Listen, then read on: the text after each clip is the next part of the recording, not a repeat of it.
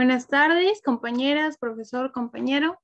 Esta tarde a mí me toca exponer el tema 4.4, que es el Brexit y el surgimiento de nuevos nacionalismos. Ok, empezamos con unos desarrollos históricos.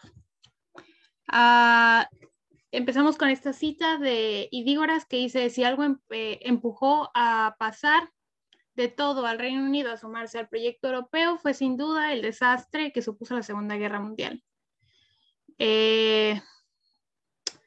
Muchos altos mandos militares británicos y líderes políticos de Westminster tenían claro que era necesario sentar las bases de una europea fuerte. En especial, esto se dieron cuenta cuando Estados Unidos empezó a enviar muchísima ayuda a Europa. Al inicio estaban un poco reacios, ahorita vamos a mostrar qué sucedió, un poco para retomar temas que ya hemos visto, pero después se trató de consolidar esta idea de un proyecto fuerte, en especial cuando se estaba deteniendo el avance del comunismo hacia Occidente. En 1951 se crea la CECA, se funda la Comunidad Europea del Carbón y del Acero, y en 1957 después se crea la Comunidad Económica Europea. Esta fue fundada por 6 de los países beligerantes de la Segunda Guerra Mundial. El Reino Unido no quiso aceptar, no fue parte de esta iniciativa. Sin embargo, retomando la cita anterior, cuando vio necesario que tener una Europa fuerte para poder consolidarse otra vez, en 1960 el Reino Unido funda la EFTA, que es la Asociación Económica de Libre Comercio, por sus siglas en inglés, para contrarrestar a lo que era la CECA. Sin embargo, un año después de haber fundado su propio organismo, en 1961, el Reino Unido hace su primera solicitud de ingreso a la CEE, a la Comunidad Económica Europea. Sin embargo, en 1963 fue rechazada su solicitud por el primer ministro de Gaulle, que era presidente de Francia en ese momento.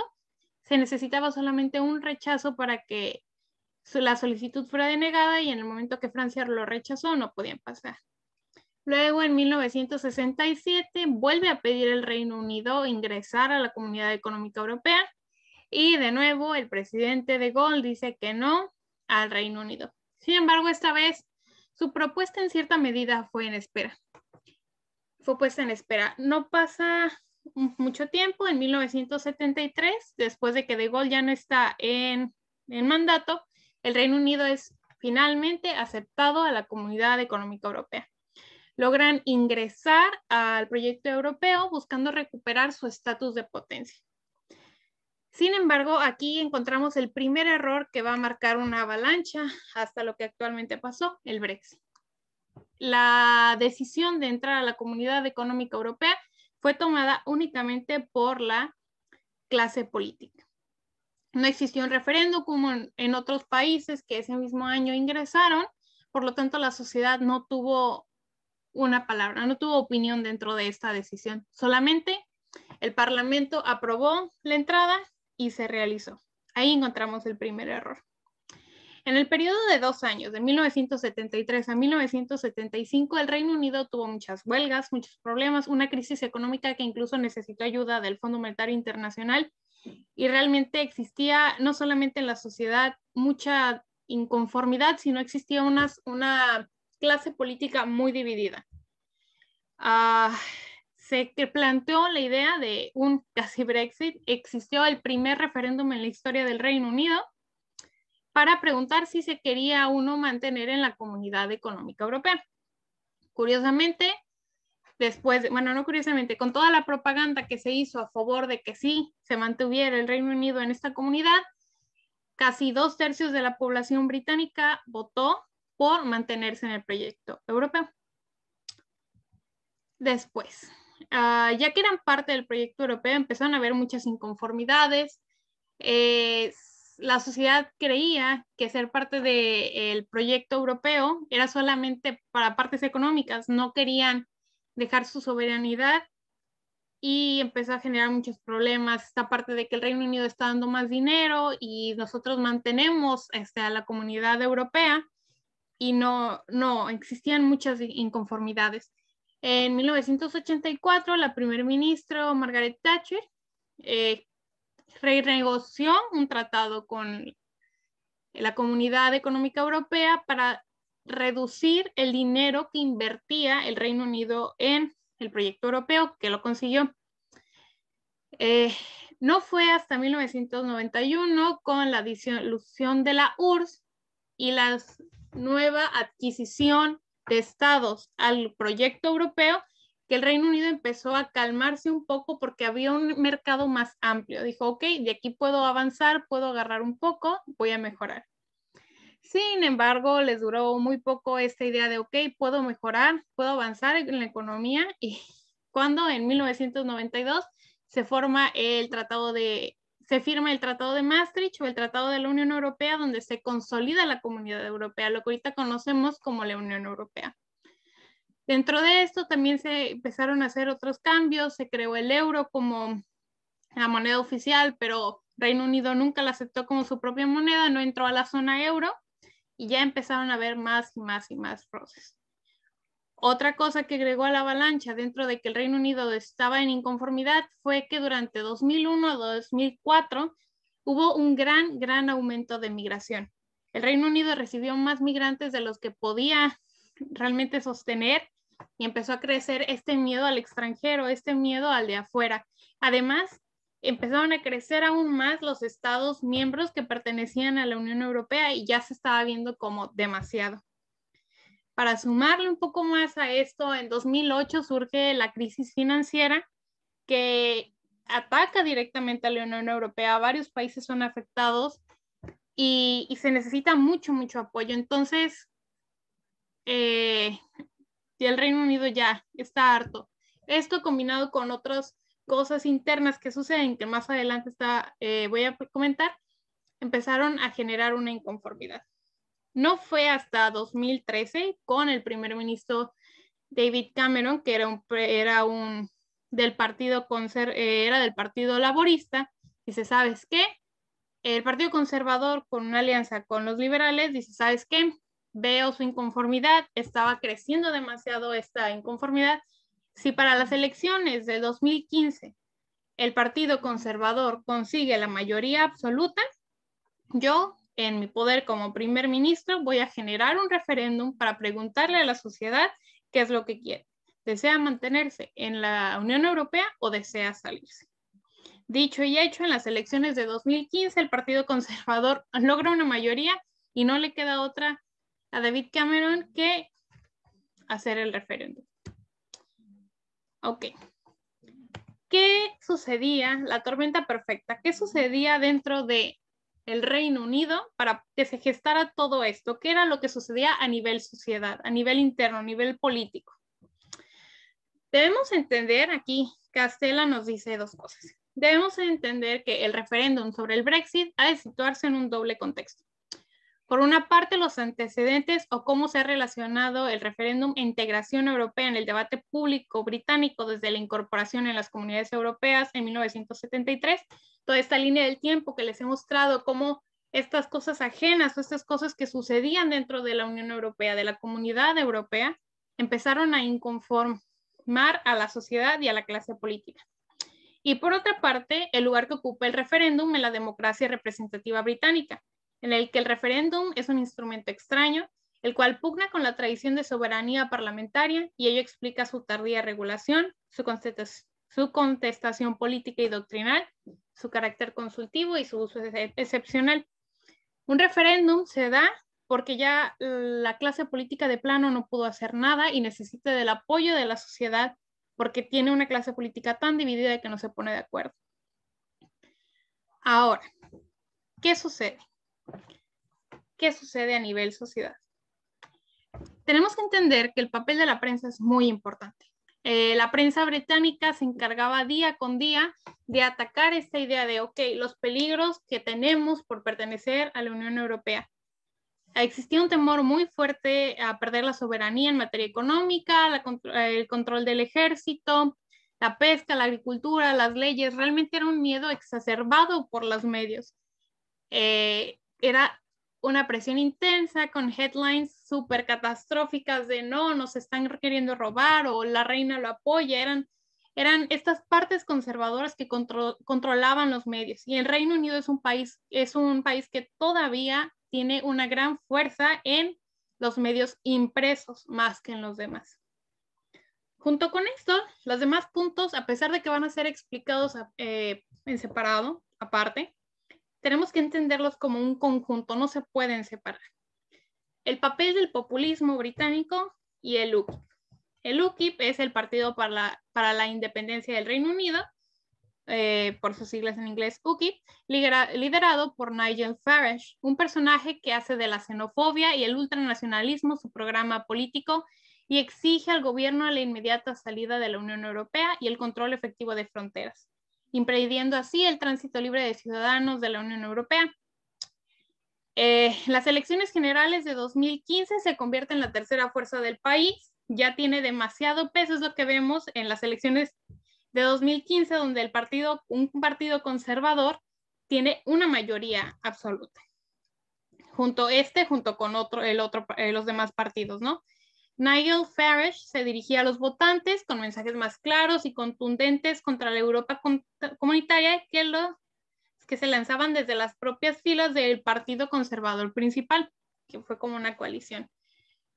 Se sentía que la gente ya se le había ignorando y estos partidos conservadores, estos partidos populistas, estos partidos de derecha, decían, ¿sabes qué? Yo te escucho, yo veo que estos problemas de migración te están afectando, yo veo que estas otras personas de fuera te vienen a quitar tu empleo, yo veo que no estás contento y yo te puedo ayudar porque yo hago lo que el pueblo quiere, yo hago lo que sea necesario por ponernos primero.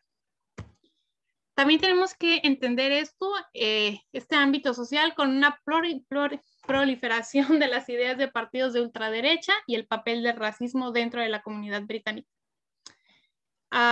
Los partidos de ultraderecha son agrupaciones políticas que se encuentran oficialmente institucionalizadas y que se caracterizan por defender y propagar ideologías de tipo conservador. Ultranacionalistas, retomamos lo anterior en el partido del UKIP, y más adelante con el nacionalismo exacerbado que vamos a ver.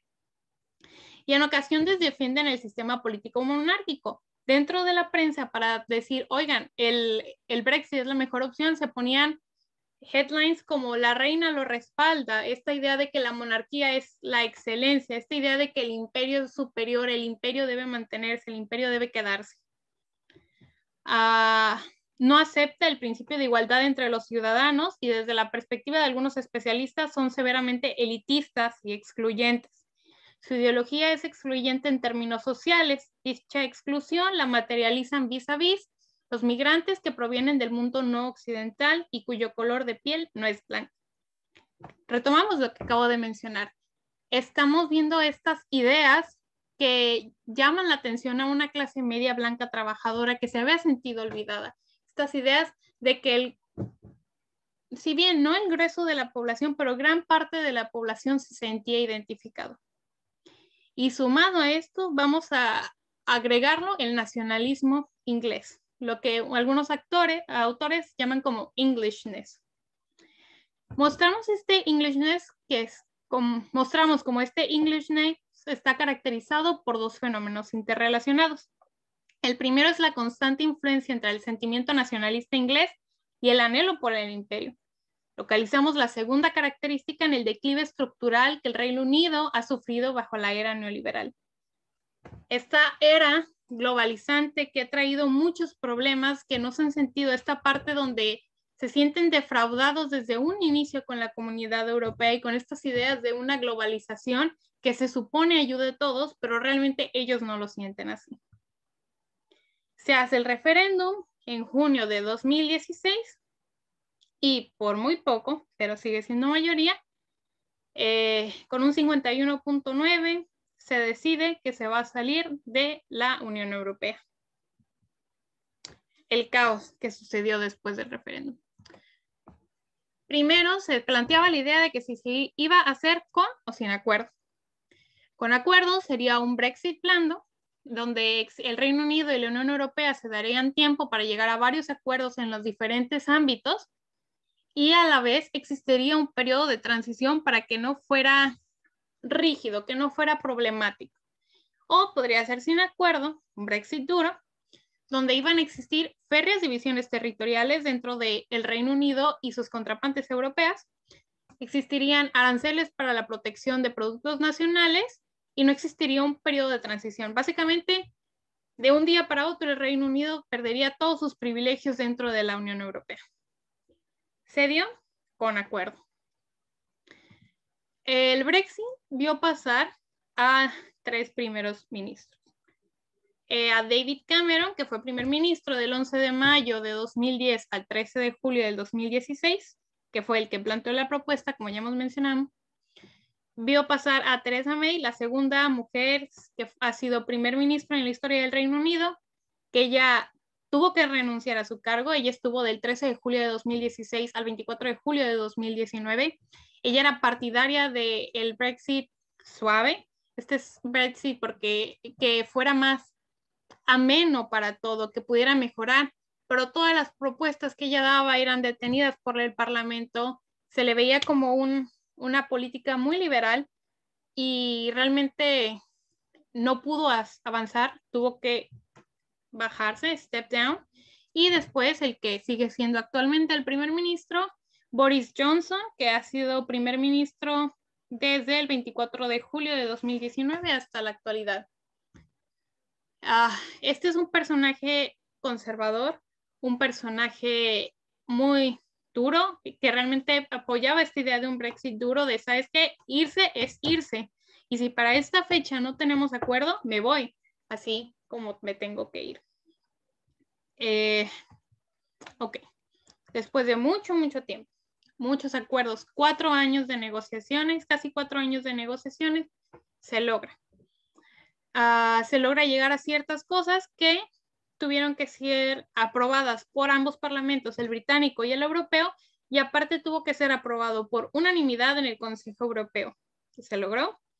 El Brexit se iba a dar el 31 de enero de 2020 y del 1 de febrero del 2020 al 31 de diciembre de 2020 sería un periodo de transición para que los países, el Reino Unido y toda la Unión Europea, pudieran irse adecuando a lo que estaba sucediendo. Ok, ¿qué se pactó en el Brexit? En la parte comercial se dijo que se mantendría un libre comercio. Los productos deben cumplir los requisitos de sus lugares de orígenes como requisito mínimo y no van a existir cuotas dentro del comercio. En la migración sí hubo cambios. Aquellas personas europeos que vivieran en el Reino Unido o británicos que vivieran en la Unión Europea no iban a tener problemas, no se iban a mover familias ni nada. Sin embargo, para los turistas, para aquellos que no estuvieran viviendo, sí iba a haber cambios. En ambos casos, podrían estar un periodo máximo de 90 días y no podrían ni estudiar ni trabajar. Para eso ocuparían permisos especiales. Y en el caso de Reino Unido, a partir de octubre de 2021, si quieres estudiar o trabajar, se va a necesitar un visado, e incluso para turistas. En la parte de educación y tecnología, el Reino Unido ya no será parte del programa Erasmus y va a crear su propio programa. Y aparte, el Reino Unido ya no será parte del servicio de roaming europeo, por lo tanto los británicos cuando viajen a la Unión Europea tendrán que ver cómo consiguen datos. En la parte del transporte, las aerolíneas británicas pierden derecho a realizar vuelos intraeuropeos. O sea, British Airways, que es la aerolínea británica por excelencia, no puede realizar vuelos, por ejemplo, de España a Francia. Sin embargo, sí puede realizar vuelos desde el Reino Unido hacia Europa o viceversa. O sea, del Reino Unido a España sí, o de España al Reino Unido también, pero no intraeuropeos. ¿Qué sucede con Irlanda del Norte, que era uno de los lugares calientes?